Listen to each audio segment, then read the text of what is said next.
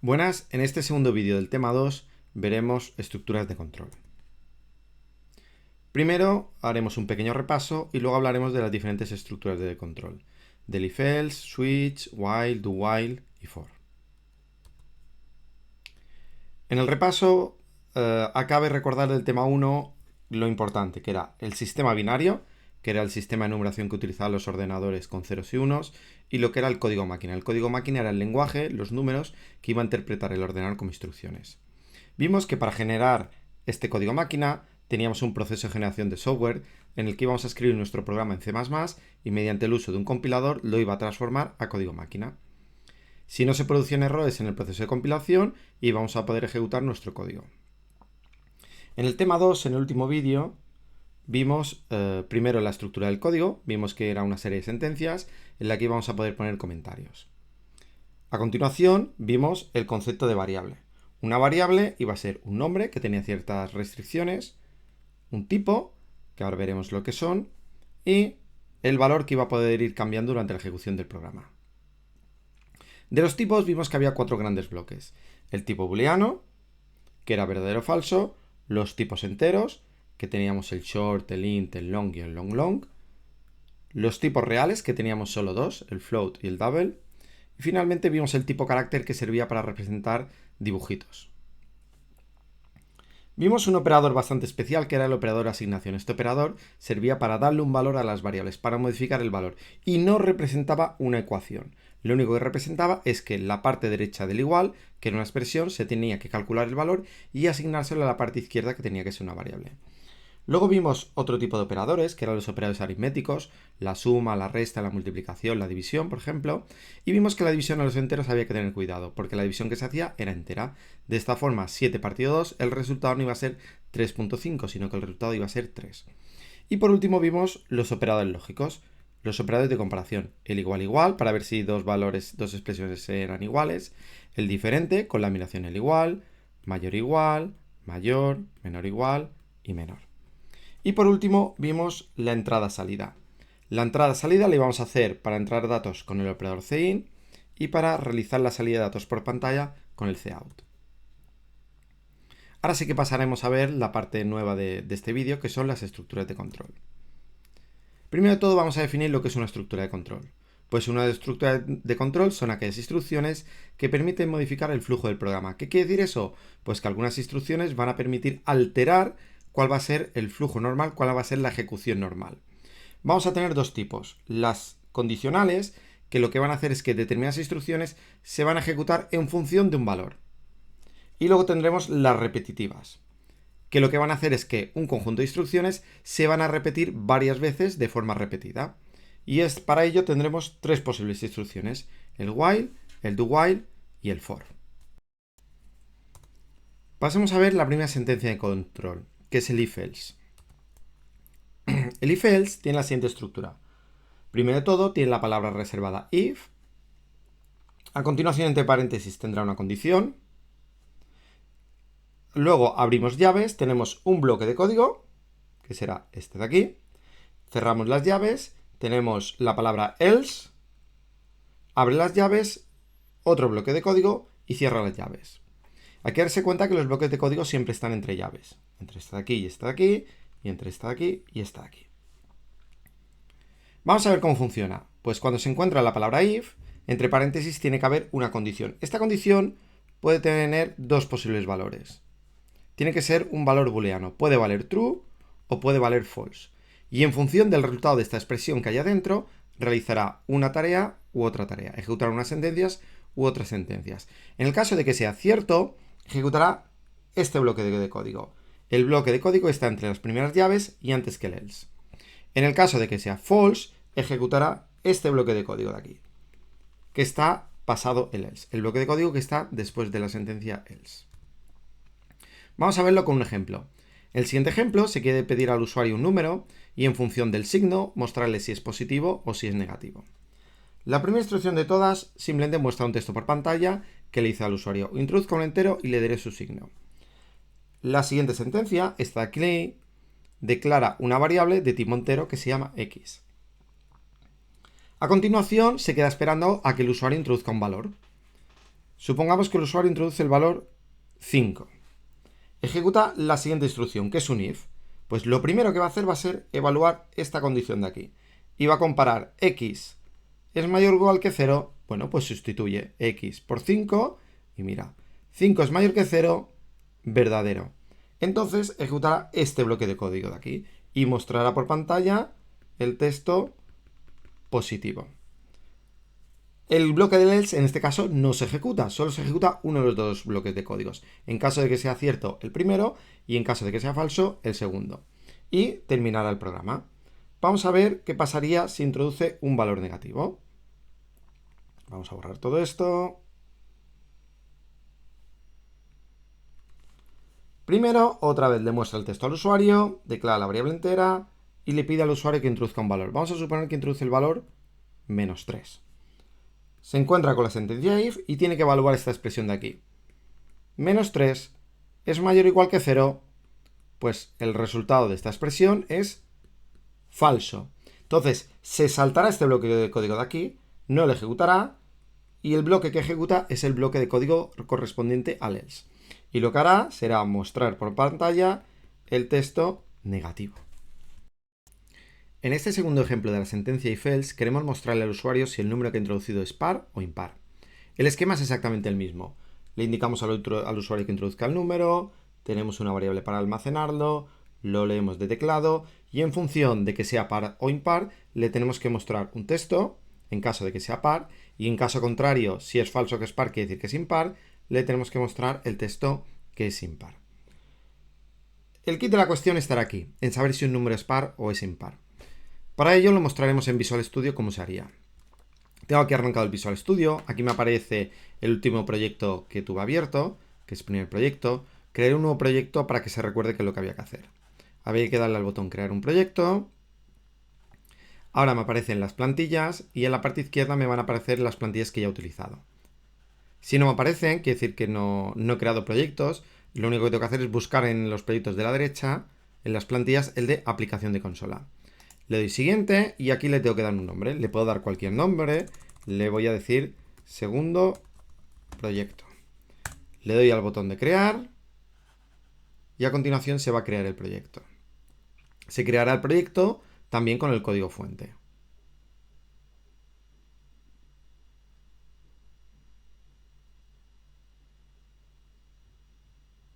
Aquí ya me ha creado el código fuente. Lo voy a modificar como debemos tener nosotros. Aquí tengo que tener el using namespace std. Recordad que tenemos la primera línea de todas es para incluir la librería de entrada-salida. Esta instrucción es para usarlo por defecto. Luego tenemos el main. Aquí irá nuestro código y todo esto son comentarios que podemos borrar. El código ya lo tengo yo en el portapapeles. Lo único que tengo que hacer es pegarlo. Le doy a pegarlo y ya me ha puesto el código que teníamos en la diapositiva. Lo primero que hace es mostrar por pantalla, introduzco un entero y le diré si es par, declara la variable x, la lee por teclado y aquí está el kit de la cuestión. Tenemos que saber si un número es par o impar. Una opción un poco bestia es pues ponerlos todos, poner si x es igual a 0 o si x es igual a 2 o si x es igual a 4, etc. ¿Qué sucede? Aquí tendré que poner todos los posibles valores que puede tomar un entero que sean pares, que van a ser cerca de 1000 millones. Esta opción la tenemos que descartar, no es una solución viable, tenemos que encontrar una fórmula. Una fórmula que a partir de un número sepamos si es par o si es impar. Bueno, lo que se nos ocurre es dividirlo entre 2. Si lo divido entre 2, pues el resultado que tiene que ser 0 el resto, ¿verdad? Al dividir por 2, el resto tiene que ser 0. Pero así que es lo que estoy haciendo si yo pongo que x partido 2 es igual a 0. Estoy haciendo que el resultado de la división, el cociente de la división, sea igual a 0. Yo lo que quiero para saber si es par es que el resto de la división tiene que ser 0. Por ejemplo, 4 dividido entre 2, el resto me va a dar 0. 8 dividido entre 2, el resto me va a dar 0. 7 dividido entre 2, el resto no me va a dar 0, me va a dar 1. ¿Cómo calculo el resto de la división? Con el tanto por ciento. De esta forma voy a saber si un número es par o si es impar. Esto, recordar que calcula el resto de la división. De forma que si vale 8, 8 dividido entre 2, el resto me va a dar 0. Entonces lo comparo con el 0. Si es 0 quiere decir que es par Y si no es 0, que va a ser 1, va a ser impar. Vamos a ejecutarlo para ver que funciona.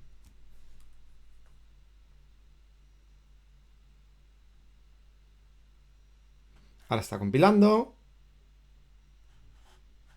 Ahora me aparece la ventana y me dice, introduzca un número y le diré si es par. Por ejemplo, el 6. Le doy intro y me dice que es par. Vamos a volver a ejecutarlo y vamos a probar en este caso con un impar. Le doy 5 y me dice que es impar. Parece que funciona. Voy a probar con casos especiales. Voy a probar, por ejemplo, con el 0. El 0 es un número par. Me dice que es par. Voy a probar con un número negativo. Con un número negativo e impar. Por ejemplo, menos 7. Le doy y me dice que es impar.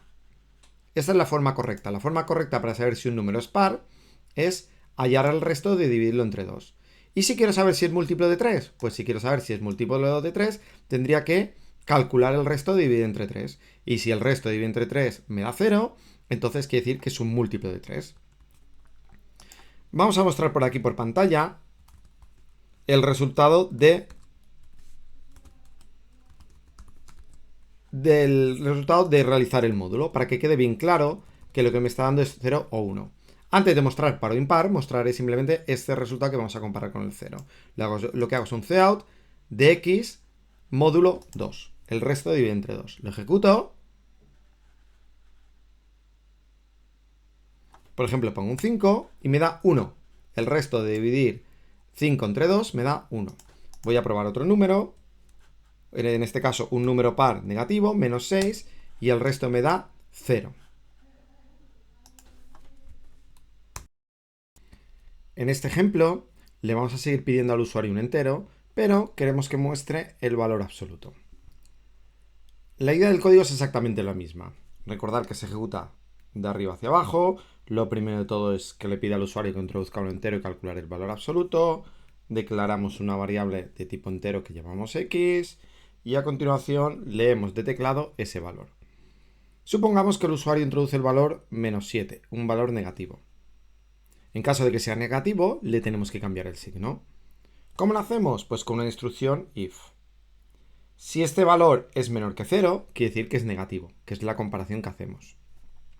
Si x es menor que 0. En caso de que sea verdadero, que sea negativo, ejecutará este bloque de código de aquí, que va entre el abrir llaves y el cerrar llaves del else. ¿Qué es lo que hacemos? Cambiamos de signo la x. ¿Qué valdrá x? X es igual a menos x.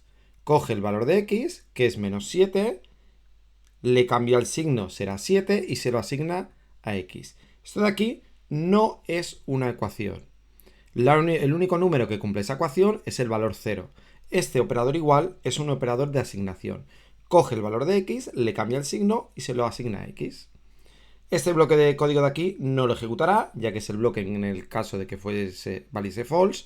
Pensar que ahora valdría false, pero ya no se evalúa. Solo es en el momento de la evaluación cuando se tiene en cuenta. X valía menos 7, entonces va a ser menor que 0, será verdadero, ejecutará este bloque de código y este bloque de código del else se lo saltará. Y finalmente mostrará por pantalla su valor absoluto es y el valor de x, que es 7. Vamos a ver un ejemplo en el que el valor de x sea positivo.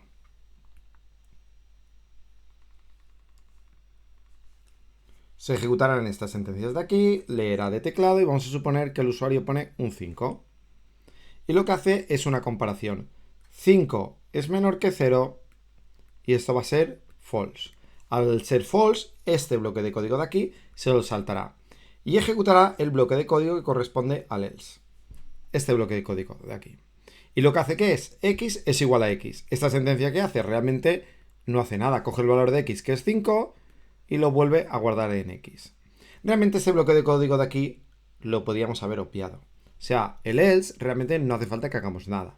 Podíamos haber quitado esta instrucción de aquí. ¿Qué es lo que se hace realmente en estos casos? Pues bueno, la sentencia if else se puede convertir solo en un if. ¿Cómo se hace aquí? En este bloque de código, el if no tiene la parte del else. La parte del else no está. ¿Qué va a suceder? Pues si esta condición de aquí es verdadero, se ejecutará este bloque de código, pero si es false, no se ejecutará el bloque de código, simplemente continuará una vez finalizado el if. Vamos a ver un ejemplo en el caso de que sea positivo. Pues vamos a tener la variable x, realizará la lectura, supongamos que el usuario introduce un 5, 5 es menor que 0, esto le dará false. Entonces, al darle false, este bloque de código de aquí no lo ejecutará y continuará con la siguiente sentencia después del if y mostrará su valor absoluto es y mostrará el 5. Vamos a ver esto en C++, cómo se ejecutaría. Vamos a poner aquí un texto que ponga paso por aquí, simplemente para que sepamos qué está pasando. ¿De acuerdo? Que se está ejecutando esta instrucción de aquí. Y veremos que cuando es positivo, esta sentencia de aquí, esta condición será false. Entonces, este bloque de código no se ejecutará. Y como la parte del else está omitida, no se ejecuta nada. Simplemente se saltará este bloque de código. Vamos a ejecutarlo. Primero probaremos con un número negativo. Pondremos, por ejemplo, -7. Y vemos que nos muestra el texto paso por aquí. ¿Eso qué quiere decir? Que esta instrucción de aquí se ha ejecutado. Luego le cambiará el signo y finalmente mostrará el valor 7. Vamos a hacer el otro caso, el caso en el que sea positivo. En el caso de que sea positivo, pondremos, por ejemplo, un 5 y pondrá su valor absoluto es 5. El código, la ejecución, no ha pasado por este bloque de código. Realmente este cout deberíamos quitarlo. Lo único que nos ha servido es para ver realmente que el bloque de código, la ejecución, pasa por este bloque de código. Pero el código resultante, el código final que deberíamos tener, sería un código de esta forma. Vamos a ver un ejemplo más del if-else, que va a ser un poco más complicado y nos va a servir para introducir la siguiente sentencia de control condicionada, que es el switch. Lo que queremos es pedirle al usuario que introduzca un carácter. Le diremos que sea una vocal y en función de esa vocal le tenemos que proponer un nombre. Si ha introducido una A, le tenemos que decir el nombre Arianna. Si ha introducido una E, el nombre Elena. Si ha introducido una I, el nombre Inés. Si ha introducido una O, el nombre Olga. Y si ha introducido una U, el nombre Úrsula. Esta es la idea. ¿Qué tendremos que hacer? Pues, lógicamente, pedirle al usuario que introduzca una vocal y le propondremos un nombre. Tenemos que declarar una variable de tipo carácter, en este caso le he llamado vocal, y leerlo de teclado. Veremos que la lectura de caracteres es un tanto extraña. Finalmente, lo que tengo que hacer es, en función de esa vocal, mostrarle un valor u otro. Pues lo que voy a hacer va a ser ir separando casos. Pues si es una A, ya lo tengo resuelto. Le mostraré Arianna. Si vocal es igual a A, le muestro Arianna. En caso de que no sea una A, se ejecutará todo este bloque de código de aquí. ¿Y qué vuelvo a hacer? Vuelvo a hacer lo mismo. Miro si es una E. Si es una E, pues entonces mostrará este código de aquí. Realizará este código y mostrará Elena. Si no es una E, y tampoco era una A, realizará este bloque de código de aquí. Ya hemos descartado la A, hemos descartado la E, ahora miramos de descartar la I. Si es una I, pues hará este cout y este bloque de código del else no lo realizará. Si tampoco es una I, entonces pasará a ejecutar el bloque del else. Y volvemos a hacer lo mismo con la O. Si es una O que muestre Olga, en caso contrario, tiene que hacer el bloque de código del else. O sea, si no va a ser ni una A, ni una E, ni una I, ni una O, entonces estamos en este caso. Y finalmente vamos a discernir entre si es una U o bien no es una U. Si es una U, entonces tiene que mostrar Úrsula. Si no, quiere decir que estamos en el caso de que no es una vocal. No es ni una A, ni una E, ni una I, ni una O, ni una U. Vamos a ver su ejecución con Visual Studio e intentar aclarar un par de cosas. Aquí tengo ya el código escrito. En caso de que sea una A, tiene que mostrar Arianna. Si es una E, Elena. Si es una I, Inés. Si es una O, Olga. Si es una U, Úrsula. Y si no era ninguna de las vocales, pondrá no es una vocal. Vamos a ejecutarlo. Y vamos a ver, por ejemplo, el caso de que el usuario introduzca una I. Escribo un nombre y le propondré una vocal. Pulso la I. Y fijaos que aquí no me muestra absolutamente nada. Sigue esperando. ¿Por qué sigue esperando? Porque yo puedo introducir varios caracteres. Hasta que yo no pulse la tecla intro, no se realiza la entrada. Yo aquí puedo borrar, poner una A, poner una E, poner una I, pero hasta en el momento que yo no pulso la tecla intro, esa lectura no va a ser efectiva. Es como si el sistema operativo nos está dando la posibilidad de escribir caracteres, pero de arrepentirnos. Y hasta que no pulsamos la tecla intro, no se van a pasar todos esos caracteres realmente a la entrada de teclado de la aplicación. Le doy al intro y ahora sí ya sí que me muestra la palabra Inés. Vamos a ver cuál ha sido la ejecución. Pues, primero de todo, se ha quedado aquí. Yo he escrito un montón de teclas, he tecleado varias veces la I, al final he pulsado la intro. Y entonces, en ese momento, es cuando se lee la vocal y la vocal pasa a valer I. ¿Vale? El carácter I. Compara, el carácter I es igual al carácter A, falso. Entonces ejecutará este bloque de código de aquí. Y vuelvo a hacer lo mismo, primera sentencia de todas, es un if. El carácter I es igual al carácter E, falso. Entonces este bloque de código de aquí se lo saltará y ejecutará el bloque que corresponde al else. Ahora realiza esta comprobación. Realiza esta condición. El carácter I es igual al carácter I, verdadero. Entonces hará el cout de Inés y el bloque de código del else no se ejecuta, porque esta condición de aquí era verdadera. Entonces termina, este bloque de código del else no se ejecuta, se termina el otro else, se termina el otro else y termina el programa. Vamos a ver otros casos. ¿Qué pasa si yo introduzco una mayúscula? Igual que puedo introducir la I, introduzco la I mayúscula. Le doy intro y me pone que I no es una vocal.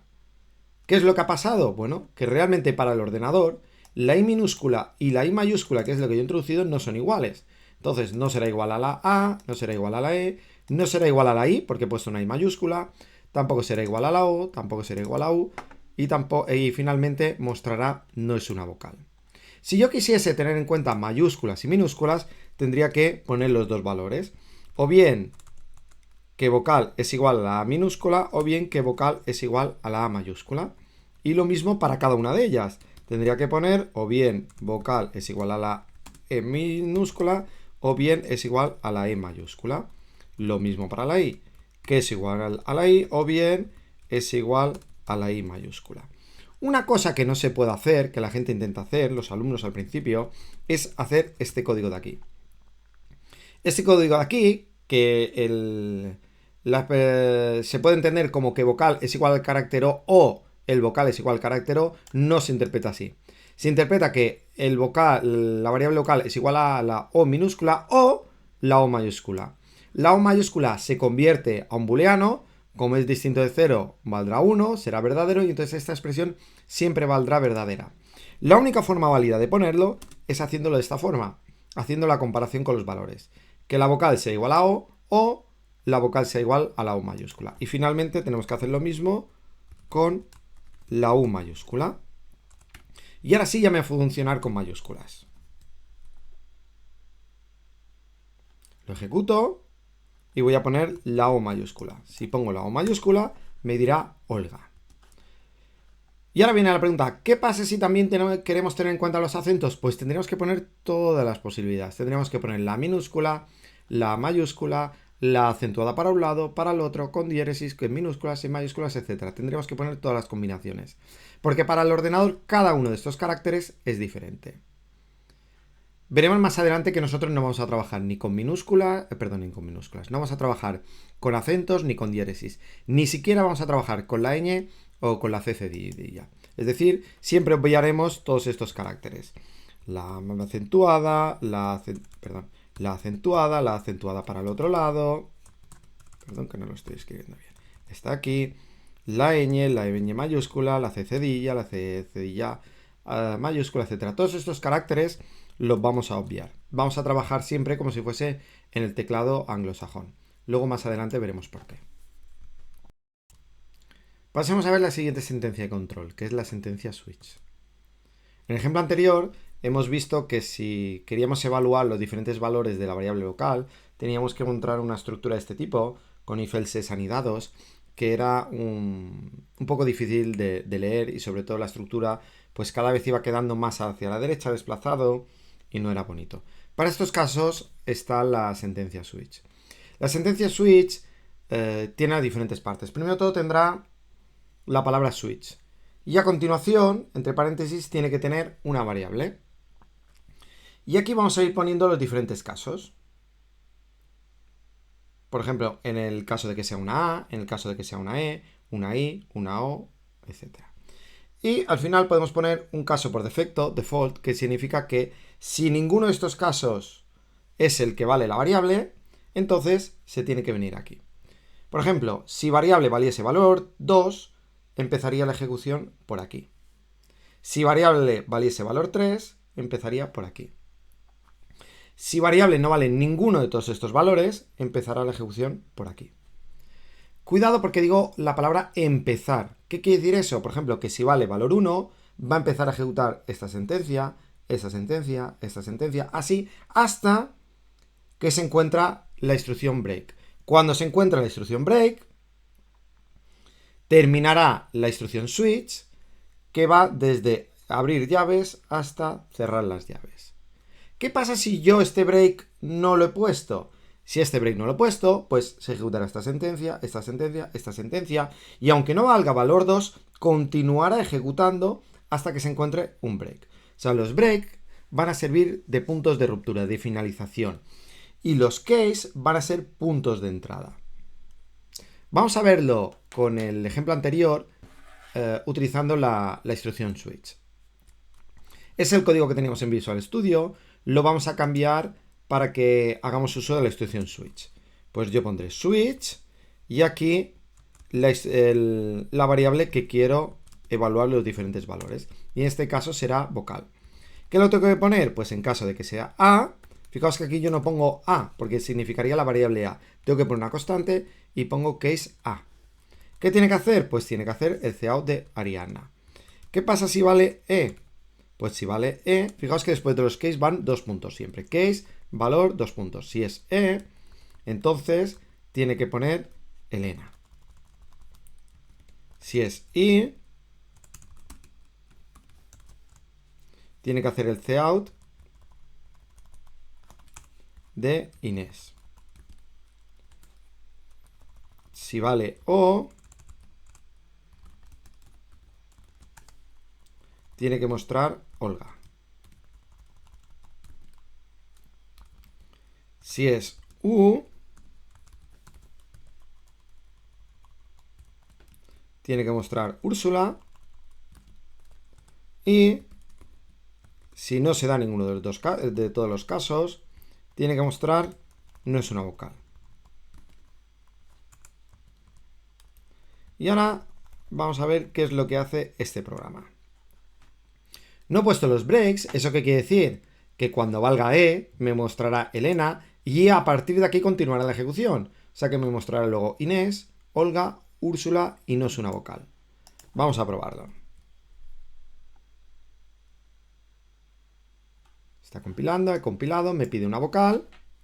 Le digo, por ejemplo, la E. Fijaos que me pone Elena, Inés, Olga, Úrsula y E no es una vocal. ¿Por qué? Porque he continuado la ejecución. ¿Qué tengo que hacer? Pues cada vez que hago un cout, tengo que poner un break para que haya una ruptura, finalice la instrucción switch.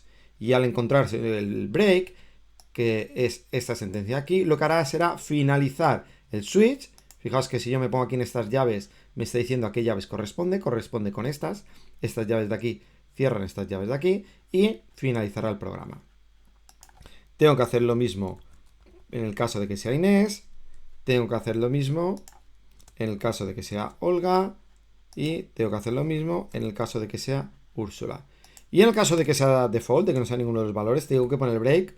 Bueno, si lo pongo, lo que hará será, vendrá aquí, y si no lo pongo, también vendrá aquí. O sea que realmente lo podría obviar. Este break de aquí, que lo ponga o no lo ponga, no va a cambiar el programa. Vamos a ejecutarlo y vamos a ver que realmente ahora funciona. Compila, le pongo una E y ahora sí que me muestra solamente el valor indicado, Elena. ¿Por qué? Porque lo que ha hecho ha sido evaluar esta variable, que valdrá E minúscula. El caso es este de aquí, empezará la ejecución, mostrará Elena, luego se encuentra la sentencia del break y terminará el switch.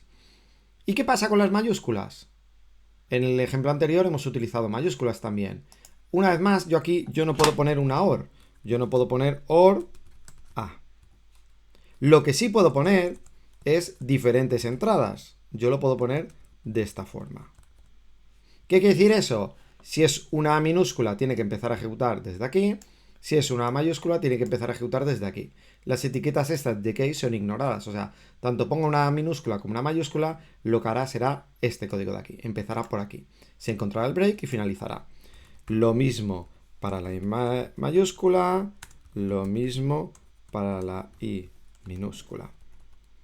No hace falta que estén ordenados, no hace falta que pongan mayúscula y minúscula, los puedo poner al revés. Puedo poner primero la mayúscula y luego la minúscula, que es un mayúscula. Lo ejecuto. Fijaos que los caracteres siempre van entre comillas simples, ¿de acuerdo? Y solo puede haber un carácter. Ahora lo ejecuto. Voy a poner una A y me tiene que poner Ariana. Una A mayúscula y me pone Ariana. Lo vuelvo a ejecutar. Le pongo la A minúscula y me vuelvo a poner Ariana. Vamos a probar con una que no sea una vocal. Por ejemplo, una T. Y me pone que T no es una vocal. Voy a probar ahora con una con acento. Una A acentuada. Y me pone que no es una vocal, porque es un caso que no he tenido en cuenta. Como he dicho anteriormente, todos los caracteres que sean acentuados con diéresis, la ñ y la cedilla, siempre los obviaremos.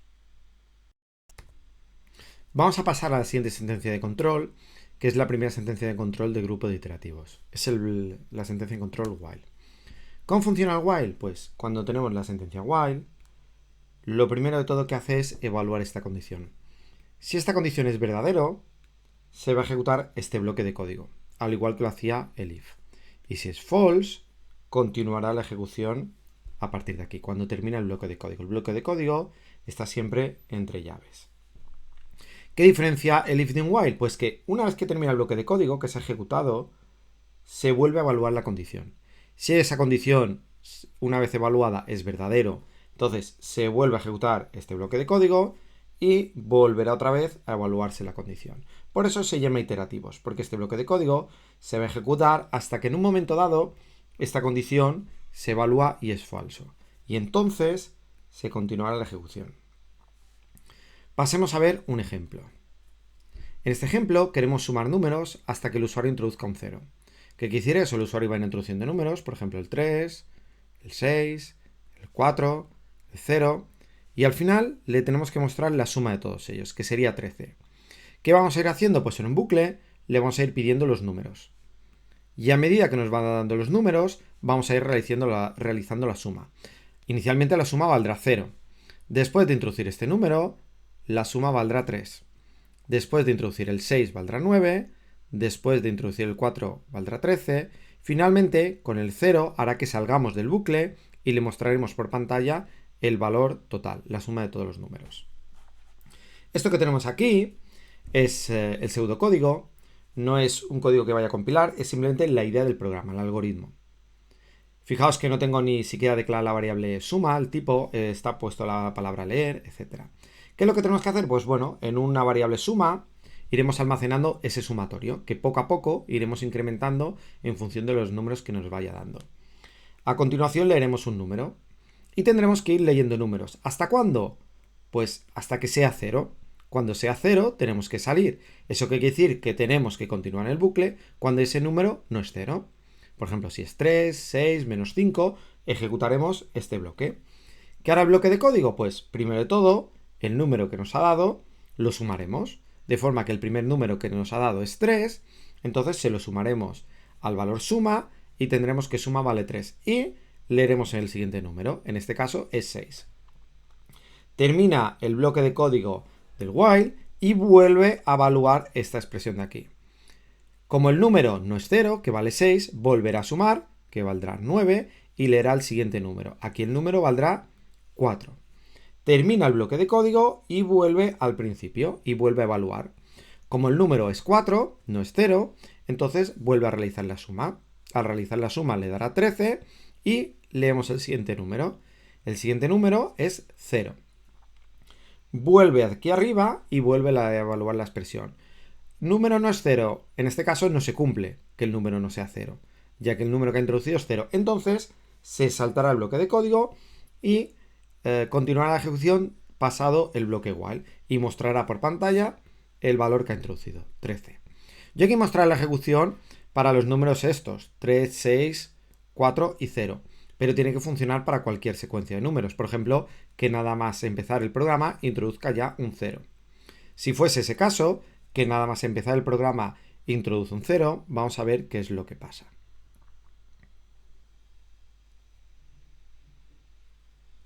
Si introduce un 0, pues el valor de suma inicialmente valdrá 0. ¿Número qué valdrá? Pues número valdrá 0. Entonces, esta condición de aquí la evalúa. Como el número no tiene que ser 0 para que sea cierto, se da que esta condición de aquí es falso. Y entonces continúa la ejecución desde esta sentencia. Fijaos que este bloque de código no lo ha ejecutado ninguna vez, se ha ejecutado 0 veces.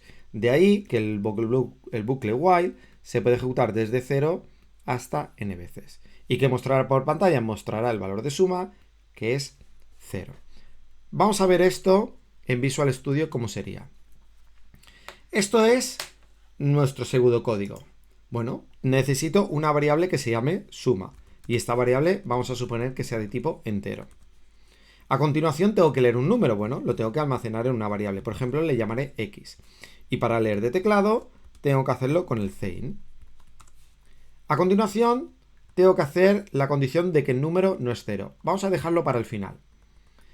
La siguiente instrucción hace suma es igual a suma más el valor del número, que puede ser, bueno, que tiene que ser la variable x.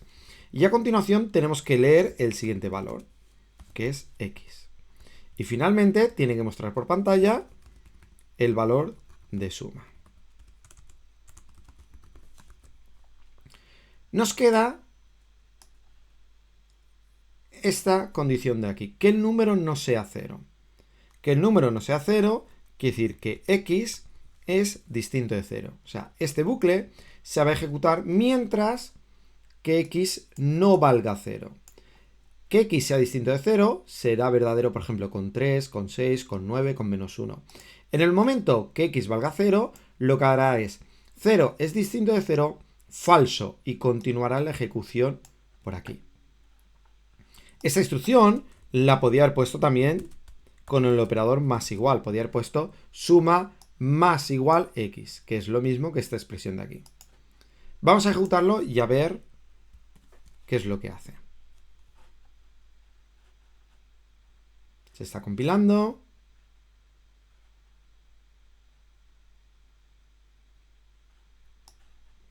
En este ejercicio no he puesto ningún texto, debería estar para facilitar al usuario qué es lo que tiene que hacer. Y vamos a poner el ejemplo que hemos puesto antes, que era 3, 6, 4 y 0. Fijaos que cada vez que yo introduzco un número, lo que va a hacer es sumarlo y leer otro número. Si ese número que él ha leído es distinto de 0, entonces lo sumará y leerá otro número. Y aquí se va a quedar en este bucle hasta que introduzca un número que sea 0. Vamos a probar con el caso más trivial, que es que ponga un 0 simplemente y tiene que funcionar. Le pongo un 0 y entonces me muestra 0. ¿Qué ha sucedido? Pues al leer que x vale un 0, esta condición de aquí es falso y entonces no se ejecuta. No se ejecuta el bloque del while y se ejecuta esta instrucción. Vamos a probar con otros valores. Vamos a poner, por ejemplo, 10, 20 y 30. Y la suma que lleva acumulada ahora es 60. Si le pongo un 1 llevará 61, le pongo un 0, termina y me muestra 61. Pasamos a la segunda sentencia iterativa, que es la sentencia do while. La sentencia do while empieza con la palabra do, abre llaves y aquí va a estar el bloque de código repetitivo. Al terminar el bloque de código repetitivo está el while con la condición. Si esta condición es verdadera, se va a volver a ejecutar el bloque de código. Fijaos que este bloque de código al menos se va a ejecutar una vez. Siempre se va a ejecutar al menos una vez. Y va a ser una vez finalizado este bloque de código cuando se va a ejecutar la sentencia while. Este while va a evaluar la condición. Si es verdadero se volverá a ejecutar y si es falso continuará la ejecución después del bloque do while. Este bloque es iterativo y este proceso se va a repetir hasta que en un momento de evaluación la condición sea falso. Vamos a verlo con un pequeño ejercicio. En este caso le vamos a pedir números al usuario y vamos a ir sumando los números hasta que la suma supere 100. Y una vez que supere el 100 le vamos a mostrar el valor. ¿Cómo funciona? Pues bueno, necesitaremos una variable suma donde vamos a ir realizando la suma de los valores que va a ir introduciendo el usuario. Y en el bloque de código lo que vamos a hacer siempre es leer un número, una variable que por ejemplo le llamaremos x, y lo vamos a ir sumando a la variable esta. Por ejemplo, la primera vez que introduce es el 10 y lo sumamos. Y a continuación vamos a evaluar la condición. Mientras que suma sea menor que 100, lo que tiene que hacer es volver a ejecutar el bloque de código, que volverá a pedir un número y lo volverá a sumar. Por ejemplo, supongamos que pone 81. Luego sumará 10 más 81, le va a dar 91. ¿91 es menor que 100? Sí. Pues volverá a ejecutar el bloque de código. Supongamos que ahora, tras mucho pensar, el usuario pone el valor 11. Lo sumará, 91 más 11 le va a dar 102. 102 es más pequeño que 100, falso. Entonces mostrará el valor de la suma, que es 102. Vamos a ver este bloque de código, que está en diseño descendente, que es pseudocódigo, cómo lo hacemos en Visual Studio en C++. Aquí ya lo tengo puesto y vamos a ir traduciendo. Primero de todo, necesito una variable de tipo entero, que sea la suma, que inicialmente valdrá 0. Y en el bloque de código, ¿qué tengo que ir haciendo? Pues tengo que tener una variable, por ejemplo, que se llama x, int x, y tengo que leer esta variable x. Una vez leída, pues tengo que incrementar la variable suma en función de esta x. Una vez más, podría haber hecho suma más igual x. Y es exactamente lo mismo. ¿Cuándo se tiene que ejecutar este código? ¿Cuántas veces se tiene que ejecutar? Pues mientras que suma sea menor que 100. Muy importante este punto y coma. Si no pongo este punto y coma, no compilará bien. Y finalmente, tengo que mostrar por pantalla el valor de la suma. ¿Vale? Vamos a ejecutarlo y vamos a ver si funciona. Se está compilando.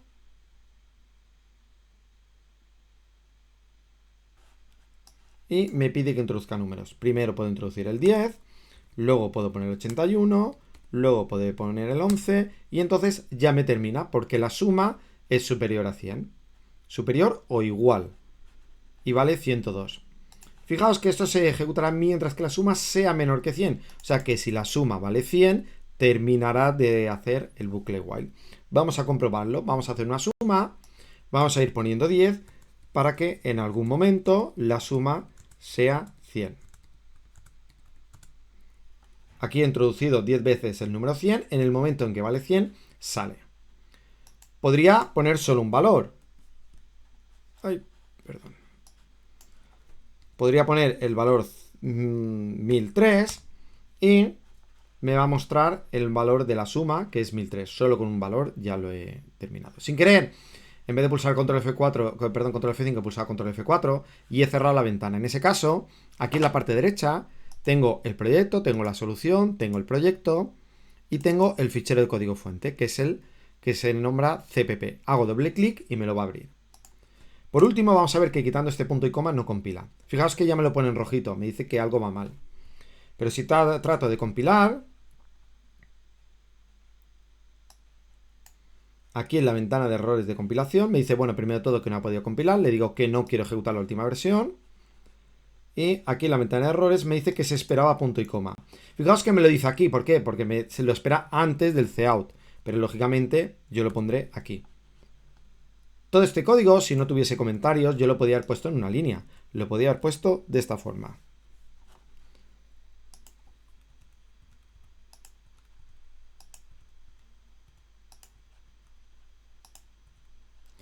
¿Qué ventaja tiene poner todo el código en una línea? Absolutamente ninguna. Al revés, tiene desventajas. La lectura de este programa es muy difícil. Para el ordenador será exactamente igual. Lo único que hace con los saltos de línea es obviarlos. Por eso escribimos el código de esta forma. Escribimos el código que realmente sea más fácil leer para nosotros. Que es poniendo un punto y coma al final de cada sentencia. Cuando abrimos llave, desplazamos el código un poco a la derecha. Si yo tuviese el bloque del código así, yo realmente no me estoy dando cuenta un simple vistazo que aquí hay un bucle. Si yo lo tengo que se dice tabulado, indentado, un bloque a la derecha, pues entonces enseguida me doy cuenta que aquí tengo un bloque de código al abrir las llaves y al cerrar las llaves. Y eso es todo. Ahora pasaremos a la siguiente sentencia de control, que es el for. Vamos con la tercera y última sentencia de control repetitiva, que es el for. El for es una sentencia muy utilizada. La que es menos utilizada de las tres es el do while. El for pues empieza con la palabra for y entre paréntesis va a tener tres bloques separados por dos puntos y coma. El primero de todos es la inicialización. Esta se ejecuta la primera vez que se encuentra con la sentencia for. Cuando se encuentra con la sentencia for, lo primero que hace es ejecutar la inicialización. A continuación, ejecuta la condición, como si se tratase de un bucle while. Si esta condición es verdadera, se ejecutará el bloque de código. Si es falso, la ejecución continuará al final del for. Una vez terminado el bloque del código, vuelve otra vez hacia arriba.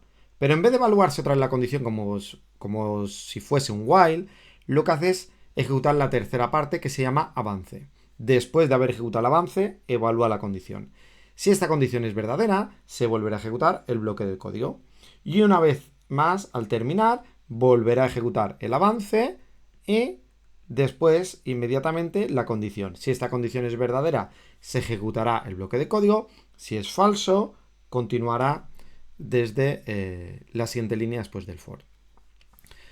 Esto es fácilmente traducible a un while. ¿Cómo sería? Pues la inicialización iría antes del bloque while. Posteriormente, la condición pues sería la condición del while. Y lo único que tenemos que añadir es que al final del bucle del while tenemos que añadir la sentencia de avance. De esta forma, un for se puede convertir en un while. Y a veces, un while se puede convertir en un for cuando se dan estas circunstancias, que tenemos un bloque de inicialización, tenemos un bloque de avance. Lo veremos con un ejemplo muy sencillo. En este ejemplo se quieren mostrar los primeros 100 números. Pues, ¿qué es lo que se hace? Pues tenemos un bloque de inicialización que lo que va a hacer es declarar una variable que se llama i y le asignará el valor 0. ¿La condición cuál será? Pues mientras que i sea menor que 100. O si quisiésemos mostrar también el 100, mientras que i sea menor o igual que 100. ¿Y cuál será el avance? Pues incrementar el valor de i. De esta forma, mostrar el valor de 0. A continuación, ejecutará el avance y valdrá 1. 1 es menor que 100. Mostrará el 1, el 2, así hasta el 99. ¿De acuerdo? Vamos a ver cómo se realiza esto en Visual Studio. Este es el esquema que tenemos y lo único que tenemos que cambiar es la visualización del valor de i. Vamos a hacer un cout de i. Lo que hará es, pues declara la variable y le asigna el valor 0. Este bloque de código solo se ejecuta una vez, que es en cuanto la vez que se encuentra el bloque de código for. A continuación, evalúa la condición del bucle for. 0 es menor que 100, entonces mostrará el valor de i, que es 0. A continuación, se encuentra con las llaves, por lo que se viene al principio y evalúa el avance, incrementará en 1 en i. Y posteriormente evalúa la condición. Como esta es verdadera, mostrará el 1, así irá mostrando los valores hasta mostrar el 100. Vamos a ejecutarlo y vamos a ver qué es lo que sucede. Todavía no va a funcionar porque vamos a tener un pequeño problema de visualización. ¿Qué es lo que está pasando? Pues que bueno, que entre los números no hemos dejado ningún espacio, ningún salto de línea, de forma que nos muestra el 0, el 1, el 2, el 3, el 4, el 5, 6, 7, 8, 9, el 10, el 11, etc. Lo que vamos a hacer ahora va a ser poner un salto de línea. Después de cada número impreso, muestra un salto de línea. De esta forma podremos ver todos los números. Ahora está compilando, nos aparece la ventana y nos ha aparecido todos los números. Como no caben todas las líneas, si queremos verlas, tenemos que subir hacia arriba. Y aquí están todos los cout que ha realizado hasta el 99. Para que se vean todos en una sola pantalla, lo que haremos será que el bucle lo haga solo hasta 10. De esta forma, mostrará los valores de 0 al 9. Cuando i valga 10, 10 es menor que 10, falso. Y entonces continuará la ejecución después del bloque for y terminará el programa. Vamos a ejecutarlo. y veremos que mostrará los números de 0 al 9. Como podemos ver, muestra los números del 0 hasta el 9. Si yo aquí le hubiese puesto un menor o igual, cuando i valga 10, saldrá 10 es menor o igual que 10, esta condición será verdadero y entonces mostrará el valor del 10 y el salto en línea. A continuación termina el bloque del for, incrementará en 1 la i y entonces i valdrá 11. 11 es menor o igual que 10, falso, y entonces saldrá del bloque del for y termina el programa. Vamos a ejecutarlo y veremos que muestra 11 valores, desde el 0 hasta el 10. Y así es, ha mostrado los 11 valores desde el 0 hasta el 10. Y con esto hemos terminado las 3 sentencias de control iterativas, el while, el do while y el for. Vamos a pasar a ver ejemplos. El primer ejemplo de todo que veremos será cómo calcular el factorial. Para calcular el factorial hay que pensar primero qué es el factorial. Por ejemplo, si a mí me dicen 5 factorial, esto es igual a 5 por 4 por 3 por 2 y por 1, que esto es 120. Si me dicen 7 factorial, pues es igual a 7 por 6 por 5 por 4 por 3 por 2 por 1. ¿De acuerdo? ¿Qué voy a tener que hacer? Pues bueno, si me dan un número, por ejemplo el 10, o vamos a poner el 4 que es más pequeño, lo que voy a tener que hacer es multiplicar por 4, a continuación este número lo tendré que decrementar, multiplicar por 3, decrementarlo, multiplicar por 2, decrementarlo y multiplicar por 1. Realmente multiplicar por 1 no me hace falta, es una operación que puedo obviar. Realmente tengo que multiplicar desde el número que me dan por todos los números que son mayores que 1. ¿Qué quiere decir eso? Pues en mi bucle, en cada iteración, voy a necesitar una variable donde voy a ir guardando ese sumatorio, ese multiplicatorio que estoy haciendo. Vamos a ver un ejemplo para que quede más claro el algoritmo cómo se desarrolla. Por ejemplo, si me dicen 4, yo en una variable voy a ir acumulando el factorial, de forma que primero tengo que multiplicar por 4, entonces el resultado será 4. A continuación, esta variable la tengo que decrementar a 3 y tendré que volver a multiplicarlo por lo que había. Este 4 lo tendré que multiplicar por 3, de forma que tendré 12. A continuación, decrementaré en 1 y tendré que multiplicar otra vez este número, que será 2 por 12, 24. Y hasta aquí habré terminado. Esto lo podemos traducir a un algoritmo. ¿Cómo es? Pues bueno, de la siguiente forma. Primero de todo, ¿qué tengo que hacer? Pues leer un número. ¿De qué número quiero calcular el factorial? 4, 5, 6. Y a continuación voy a necesitar una variable en la que voy a ir multiplicando esos números. Por ejemplo, si me dan el 5, pues iré multiplicando 5 por 4, por 3, por 2. El 1 no lo acabaré multiplicando. Esta variable la tengo que inicializar a 1. Si la inicializase a 0, tendría un problema. Ahora veremos cuál será el problema. ¿Qué tengo que hacer? Tengo que repetir con un bucle while. ¿Mientras cuándo tengo que repetir? Mientras que este número que me han dado, el número sea mayor que 1. Y lo que haré será, cada vez lo iré decrementando en 1. ¿Y qué haré dentro del bucle? Además de decrementar, pues haré que este número factorial lo tengo que ir multiplicando, o sea, factorial se igual a factorial por el número. Si este factorial yo lo inicializo a 0, tendré un problema. ¿Por qué? Supongamos que número vale inicialmente 4. Pues número es mayor que 1, 4 es mayor que 1, verdadero. Entonces ejecutará el bloque del código de while. Y ahora factorial es igual a factorial por número. Que hará factorial es igual a 0 por 4. Y entonces me valdrá 0 y aquí volverá en la variable factorial, volverá a ponerme un 0. Por eso tengo que inicializarlo a 1, porque es el elemento neutro de la multiplicación. Y entonces, multiplicaré 1 por 4 y entonces tendré aquí un 4. A continuación decrementamos número. Número pasará a valer 3. ¿3 es mayor que 1? Sí. Entonces volverá a ejecutar el bloque del código y hará factorial es igual a factorial por número. De esta forma hará 4 por 3 es igual a 12, lo guardará en factorial. Y a continuación decrementa número. Número valía 3, pasa a valer 2. 2 es mayor que 1, verdadero. Pues volveré a ejecutar esa instrucción de aquí y la siguiente. Factorial vale 12, número vale 2, 12 por 2, 24. Y eso lo guarda en la variable factorial. Y a continuación decrementa número. Número vale 1. 1 es mayor que 1, falso. Entonces, ejecutará la siguiente instrucción al salir del bucle while y mostrará por pantalla el factorial, que es 24. Vamos a editar este código en Visual Studio. En Visual Studio, aquí tenemos el esquema, el diseño descendente. Lo primero de todo que va a hacer es leer un número. Pues, por ejemplo, le vamos a llamar num. Y lo que hará será leer este número.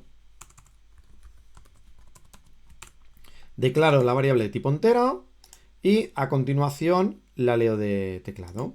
También necesitaré una variable de tipo factorial, perdón, de tipo entero, que se llama factorial. Y muy importante, inicializarla a 1, porque si la inicializo a 0, cada vez estaré multiplicando por 0. Pues, mientras que num sea mayor que 1, tengo que hacer factorial, lo puedo poner de esta forma, por igual num. ¿De acuerdo? Esto es lo mismo que hacer factorial es igual a factorial por num. Y finalmente tengo que decrementar el valor de num, que puedo hacer num menos menos. Y por último, una vez que sale el bucle, tengo que mostrar el valor de factorial. Vamos a probarlo a ver si funciona.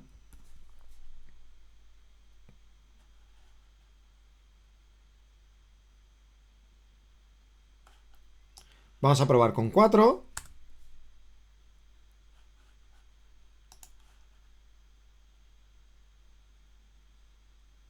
Perdón. Aquí tiene que haber un entel, por eso salía 241. Ahí. Pequeño error, en vez de poner entel he puesto num. Y entonces, ahora se ejecutará y me muestra la pantalla, le doy un 4 y sí que me muestra el 24. Antes me había mostrado 241 porque había mostrado factorial y num acaba valiendo 1. Vamos a probar con otro valor, con 5, perdón, con 5 y nos tiene que dar 120 y da 120. Voy a probar con otro número, por ejemplo, con 21. Con 21 me da un valor negativo. ¿Es correcto que dé un número negativo con un factorial? No, no lo es. Ahora veremos por qué. ¿Qué es lo que está pasando? Que los enteros tienen un rango. Un rango que es válido, que va desde el menos 2.147 millones, más o menos, hasta el 2.147 millones, y aquí 6 cifras más que no me sé. ¿Qué sucede? Que el factorial de 21 es superior a este número, entonces le da la vuelta al marcador. De hecho, el último factorial que podemos calcular utilizando esos enteros es el número 13. Si yo trato de calcular el factorial de 13, me da el número correcto. Me da este número de aquí, que lo vamos a copiar y lo vamos a pegar aquí. Factorial de 13 es igual a este número de aquí. Si yo trato de calcular el factorial de 14, veremos qué es lo que pasa. Le digo 14 y me da este número de aquí. Este número, que lo he copiado, es más pequeño que el factorial de 13. Esto no es posible. Lo que está pasando es que le da la vuelta al marcador y se queda en este número. O sea que con enteros, el valor máximo que podemos calcular es el factorial de 13. A partir de aquí, todos los factoriales van a ser incorrectos. ¿Por qué? Porque está limitado por los 32 bits que utiliza un entero para representar números. Bueno, pues en vez de utilizar enteros, vamos a utilizar el long, que en vez de utilizar 32 bits, utiliza 64. Pues donde tenía int, voy a cambiar a long. Lo ejecuto y voy a ver qué me da el factorial de 14. Lo voy a ejecutar.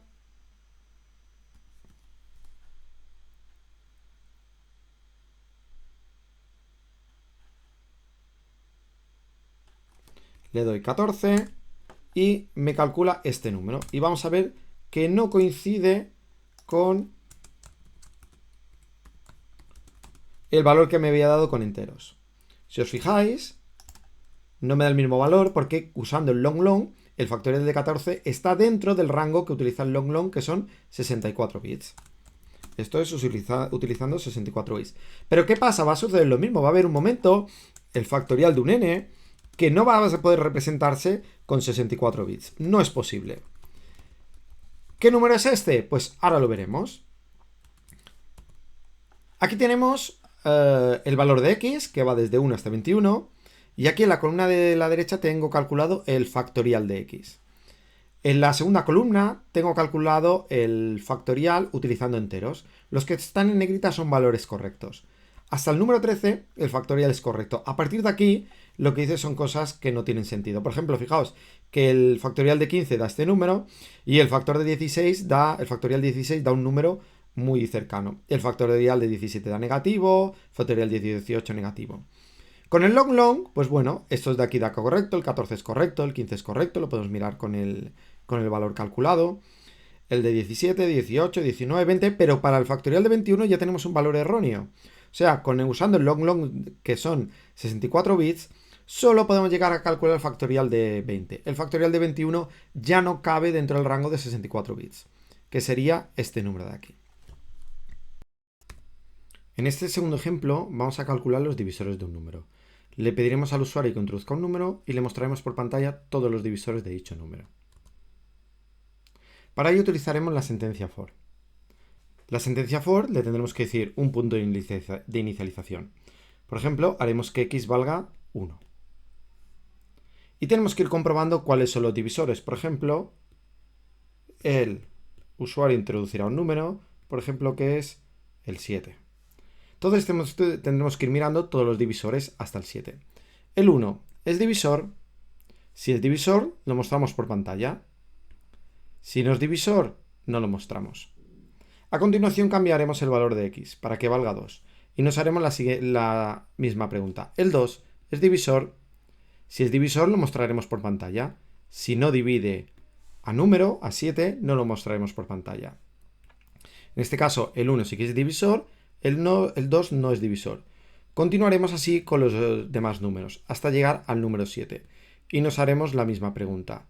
El 7 es divisor de 7. Como es divisor de 7, lo mostraremos por pantalla.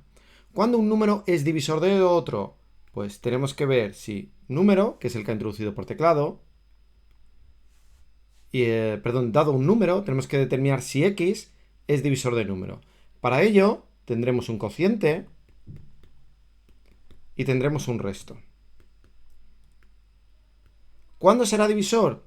Será divisor cuando el resto de dividir número entre x nos dé 0. ¿Y eso con qué operación lo haremos? Lo haremos con la operación tanto por ciento. Vamos a ver el esquema del programa.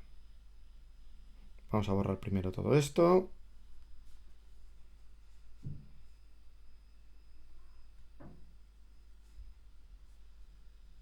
¿Qué es lo que tenemos que hacer? Primero de todo, leer un número. Luego, ¿qué haremos? Pues haremos un recorrido por todos estos números. Desde el 1 hasta que el número que nos introduzcan. Si, por ejemplo, has introducido un 8, tenemos que verificar los números desde el 1 hasta el 8, cuáles de ellos son divisores. Si, por ejemplo, el usuario nos ha introducido el número 9, pues entonces tenemos que comprobar desde el 1 hasta el 9 cuáles son los divisores. Y en este caso mostrará el 1, el 3 y el 9. Tienen que mostrar estos números. Si, por ejemplo, el usuario ha introducido el 10, tenemos que mirar los números desde el 1 hasta el 10, cuáles son divisores. Nos encontraremos que el 1 es divisor, porque 10 dividido entre 1, el resto es 0, que 2 es divisor, que 5 es divisor y que 10 es divisor. De esta forma mostraremos todos los divisores. Entonces lo que hacemos es este bucle. Inicializaremos la x a 1, mientras x sea menor o igual que el número que nos ha introducido, iremos incrementando esta x. Esta x se va a incrementar cada vez que lleguemos a este punto. Se incrementará la x y a continuación realizará la comprobación de la condición. Si esta condición es cierta, continuará en este bucle. Si esta condición es falsa, saldrá. ¿Cuándo saldrá? Pues cuando x sea mayor que número. Fijaos que se quedará en este bucle mientras que sea menor o igual, por lo que saldrá cuando sea mayor. Y para cada uno de estos números, ¿qué tenemos que hacer? Pues tenemos que hacer la comprobación de que es divisor. Si x es divisor de este número, entonces tenemos que mostrarlo. Vamos a ver en código fuente cómo sería esto. Tenemos la lectura del número. Primero tenemos que declararlo. Int número. Y a continuación tenemos que hacer la lectura. En el for tenemos que declarar la variable x, la podríamos declarar aquí, int x, y lo primero que tenemos que hacer es la inicialización, x tiene que valer 1. Luego, esta condición va a ser la condición de permanencia, mientras que x sea menor o igual que el número, va a ir realizando el bucle iterativo.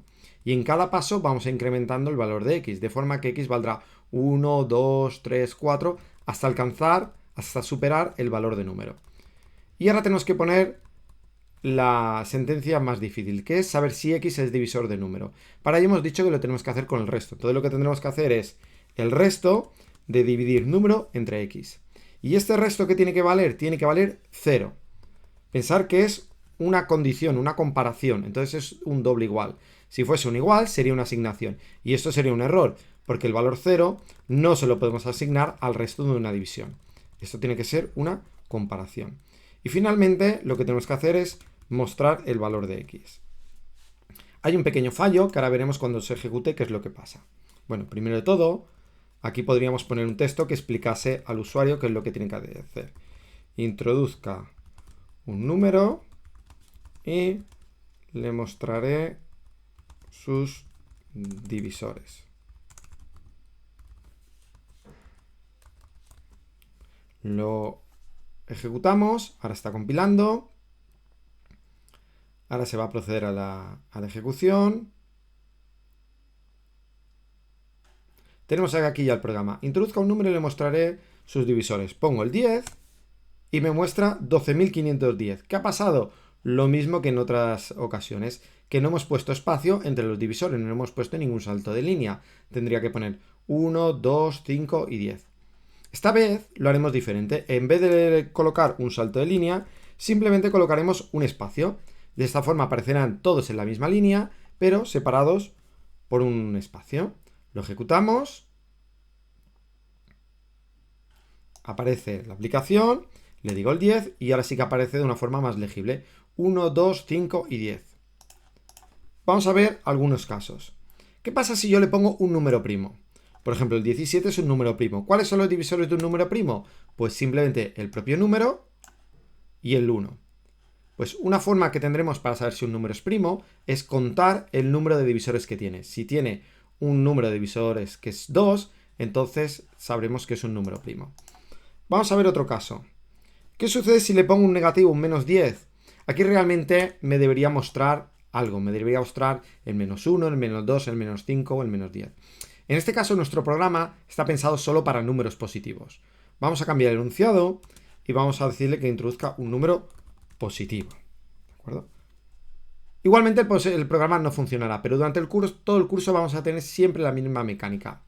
Vamos a suponer que el usuario es perfecto. Si nosotros al usuario le decimos que tiene que introducir un número positivo y el usuario no lo introduce una palabra, introduce un número negativo, va a ser, por así decirlo, culpa del usuario. Nuestro programa solo tiene que funcionar para los casos contemplados. Y si el usuario no hace caso a lo que le estamos diciendo, va a ser culpa del usuario. Por ejemplo, si pongo un 15, me va a mostrar los números 1, 3, 5 y 15. Y eso es todo en cuanto a este ejemplo. En este tercer y último ejemplo, veremos cómo calcular el máximo división de un número. Para ello utilizaremos la sentencia que nos queda, que es el do while. Cuando tengamos que calcular el máximo divisor, pues vamos a suponer que no tenemos en cuenta el propio número. Si nos dice, por ejemplo, calcular el máximo divisor de 8, le tenemos que decir 4.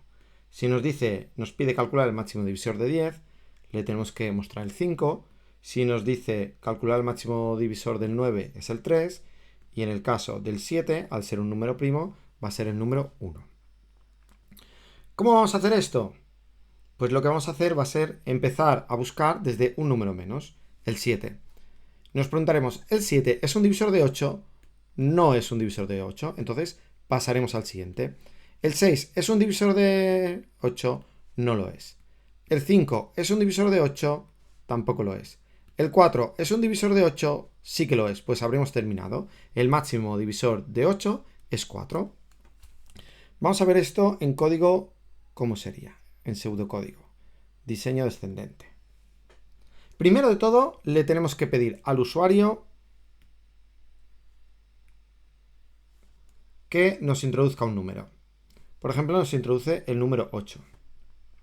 A continuación, vamos a utilizar la variable x para determinar cuál es el divisor mayor que divide a este número, al 8. Inicialmente le vamos a asignar el valor de número. Deberíamos haber asignado 1 menos. Pero como lo hacemos con un bucle do while, el bucle do while al menos ejecuta una vez el bloque de código. Y el bloque de código lo que vamos a hacer es decrementar x. De forma que la primera vez que llega a la condición, esta x ya valdrá 7. Y nos cuestionaremos, x, ¿qué es 7? ¿Es un divisor de 8? No. Al no ser un divisor de 8, volverá a hacer el bloque de código. Volverá a decrementar x y valdrá 6. ¿6 es un divisor de 8? No. Entonces valdrá 5. ¿5 es un divisor de 8? No. Volverá a ejecutarlo, decrementará y en este caso 4 es un divisor de 8. En este caso sí que es un divisor. No es cierto que no sea un divisor. Entonces saldrá del bucle y lo que haremos será mostrar este valor x. Vamos a enseñar el código. Primero de todo, al usuario deberíamos darle unas pequeñas instrucciones. Indique un número positivo, si no, no va a funcionar, y le mostraré el divisor más grande. A continuación, vamos a tener que leer este número. Pues declaramos la variable y realizamos el chain. Luego tendremos la variable x. Esta variable x va a ser donde tengamos el divisor. ¿Qué tenemos que hacer dentro del bucle? Dentro del bucle lo único que tenemos que hacer es decrementar el valor de x, que hacemos x menos menos. Y al terminar el bucle, ¿qué tenemos que hacer? Tendremos el valor del divisor más grande, tenemos que mostrarlo por pantalla. Ya nos queda la sentencia más difícil. Tenemos que poner que x no es divisor del número. Mientras que no sea divisor, se tiene que cumplir la condición que será cierto y entonces deberá repetir el bloque de código. Pues eso quiere decir que número módulo x, si fuese igual a 0, tendríamos que x es un divisor. Y no, lo que queremos es que mientras que no sea divisor, es decir, mientras que no sea divisor, quiere decir que el resto de la división sea distinto de 0. Mientras sea distinto de 0, tendremos que no es un divisor y continuará ejecutando el bloque de código. Aquí falta un punto y coma. Le damos a ejecutar, ahora está compilando y nos muestra el texto. Indico un número positivo y le mostraré el divisor más grande. Por ejemplo, le pongo 10 y me dice que el divisor más grande es 5. Le muestro el 8, le indico el 8, perdón, y pasará por el 7, por el 6, por el 5, por el 4. El 4 ya no cumplirá la condición de que no es divisor, saldrá y me lo mostrará. Vamos a poner un número primo, por ejemplo el 17 o el 13, y me dice que el divisor más grande es un 1, porque es un número primo. Vamos a poner un número bastante alto, que sea impar, y me dice que el divisor más grande es el 8783. Y con esto hemos terminado los ejemplos sobre bucles. Vamos a terminar con un breve resumen. Hemos visto las sentencias de control. Las sentencias de control se dividen en dos grupos, las que son condicionales y las que son iterativas. Dentro de las condicionales tenemos el if-else, que en el caso de que en la parte de que la condición sea falsa no querramos que se ejecute, no tiene nada que hacer, simplemente será la sentencia if. Tenemos la sentencia switch, donde pondremos una variable y pondremos los diferentes casos donde tiene que empezar a ejecutarse. Y luego sentencias iterativas tenemos tres. El while, que se ejecuta de 0 a n veces. El do while, que se ejecuta al menos una vez. Y el for. El bucle for realmente se puede convertir muy fácilmente en un bucle while, pero se utiliza mucho en repeticiones, en iteraciones donde se hace sobre una variable entera que siempre va incrementando 1 o decrementando 1. Y con esto hemos terminado el tema 2.